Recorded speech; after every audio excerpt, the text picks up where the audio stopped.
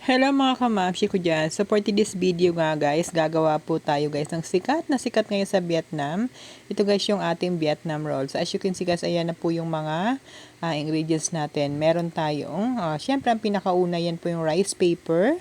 At meron po tayo dyan guys na cucumber, may lettuce po tayo, may chicken, may carrots, at may sotanghon mga kamamshi ko dyan. So yan guys, pagsasama-samahin mo lang po yan.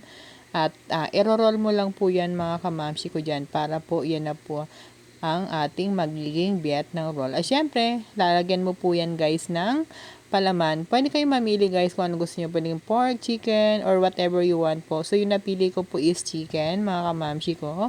So yan guys, yan po yung ilalagay po natin yan. Ayan po yung kanyang chicken. So yan guys, pinakulaan ko lang yung chicken na yan. Nilagyan ko lang po ng asin. So guys, napakasarap ng lasa po niyan mga kamamshi ko.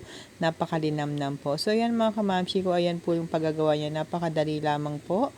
Yun nga lang guys, napakatagal kong gumawa niyan kasi siyempre yung paggagayat masyadong matrabaho.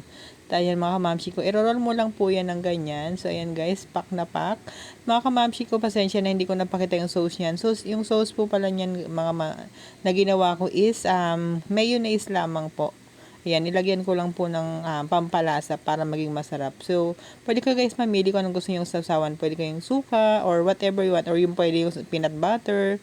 Yung parang sa lumpiang sariwa. So, yan guys, pwede po yan. So, guys, yan na po yung finished product po natin. Ayan, napakasarap po. Pwede guys yan i-try. Napakasarap po ng lasa yan. Healthy pa po. Salamat po sa panonood.